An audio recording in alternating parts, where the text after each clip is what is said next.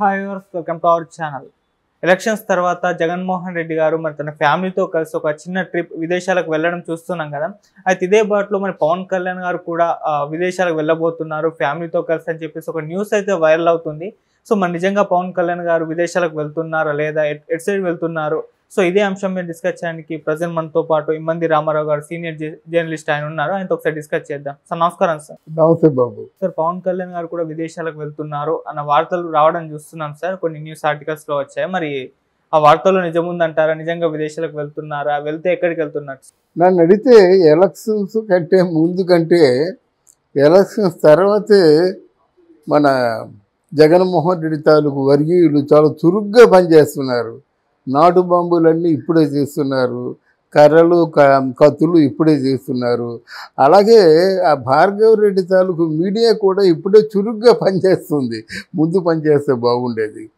అక్కడ జగన్మోహన్ రెడ్డి వెళ్ళడం అంటే ఏదో 15,000 రూపాయలు ఆల్రెడీ వెళ్దాం అనుకున్నట్టయితే ఆయన మీద చాలా అభియోగాలు వచ్చాయి. తప్పకుండా వెళ్ళక తప్పదు అని చెప్పినప్పుడు కూడా నువ్వు వెళ్ళడానికి వీల్లేదన్నారు. మన జగన్మోహన్ రెడ్డి విదేశీ పర్యటన ఆల్మోస్ట్ ఆల్ ముగించినట్టే. ఒకవేళ విదేశ పర్యటనకి వెళ్ళినట్టయితే జగన్కి ఇంకా ఉచ్చు బిగించుకుంటుంది. ఉన్నవి లేనివి అన్నీ కూడా బయటకు వస్తాయి. ఎందుకంటే ఎలక్షన్స్ ముందు ఏం జరిగాయో, ఎవరెవరు ఎలాంటి ప్రతి వ్యూహాలు ప్రదర్శించారో అన్నీ ఇప్పుడే తెలుస్తాయి కదా. మనిషి లేడని ఉండేసరికి ఇంకొంచెం ఎక్కువగా వస్తాయి. ఇటువంటి సలహాలు ఎవరో మరి కావలసిన వాళ్ళు ఇచ్చుంటారు. కానీ జగన్మోహన్ రెడ్డి మాత్రం విదేశాలకి వెళ్ళడం కళ్ళ వాళ్ళ తాలూకు మనుషులే. పవన్ కళ్యాణ్ కూడా, ఎందుకంటే అక్కడ అన్నాలు ఎదినో ఉంది కదా, ఆమెను తీసుకొని వెళ్తారంటే జనం నమ్ముతారు. ఏదైనా పుకారు పుట్టించామంటే జనాలకి నమ్మసక్యంగా ఉంటేనే ఆ పుకారు కొంచెం బాగా వైరల్ అవుద్ది అన్నమాట. నమ్మసక్యంగా ఉండే అంశం ఏంటంటే 2 బిడ్డలు, భార్య.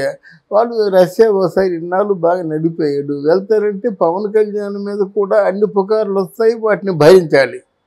ఎవరు తెలివైన వాళ్ళు ఎవరు విదేశాలు ఇప్పుడు పోరు. అంత కలిసి డిఫరెన్స్ 18 రోజులు. ఆ 18 రోజులు ఆగకుండా ఉంటారా? ఆగలేరా? మరి 18 రోజులు ఆగకుండా వెళ్ళిపోయినప్పుడు వీళ్ళ మీద ఎన్ని అభియోగాలు వస్తాయి?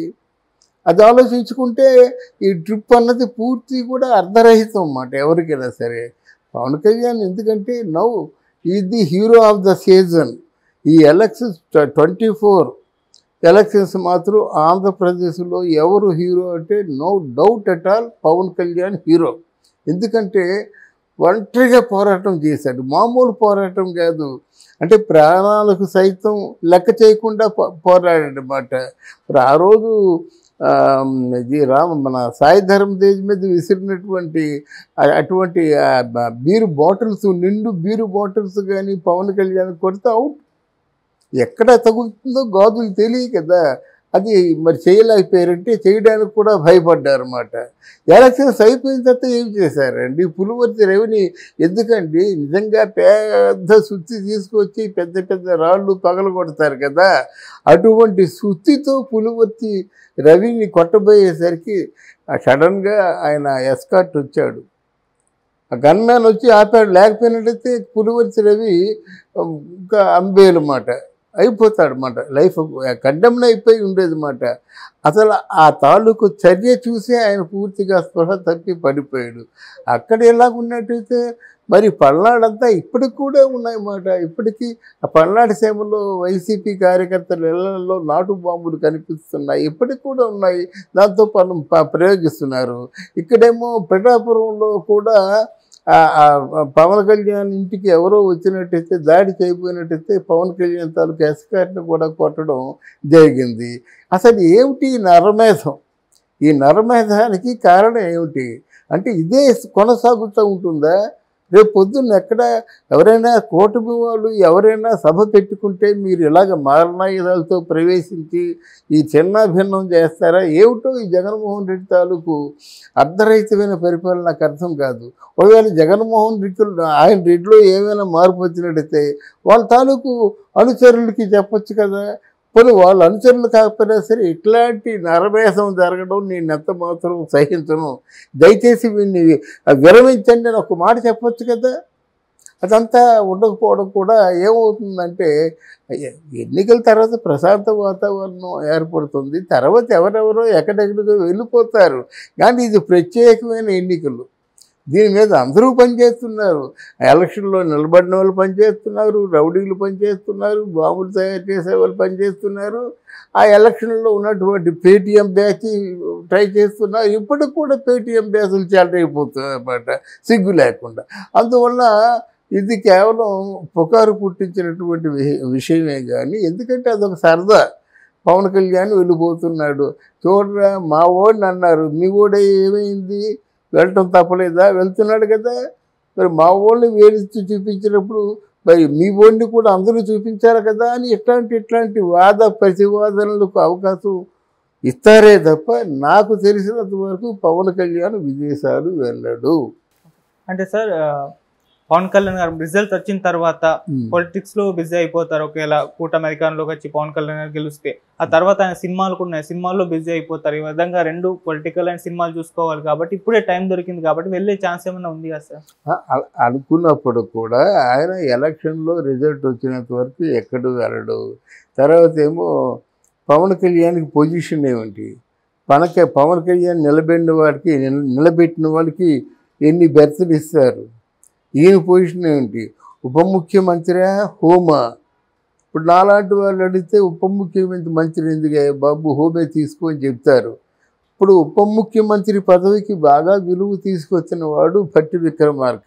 అబ్బాయి నిన్ను ఎలా గౌరవిస్తారో నన్ను అలాగే గౌరవించాలి, నీ ఫోటో వేస్తే ఆ పక్కన నా ఫోటో వేయాలి, నువ్వు ప్రధానమంత్రికి బొకే ఇస్తే నేను ప్రధానమంత్రికి బొకే ఇవ్వాలి, నువ్వు ఏ వాగ్దానం చేసినా పక్కన నేను కూడా జై అనాలి. ఇట్లాంటి షరతులు పెట్టుకున్నాడు. ఇలాంటి షరతులు పవన్ కళ్యాణ్ పెడతాడని నేను అనుకోను. కనుక ముందే ఒక నిర్ధారణ రావాలన్నమాట.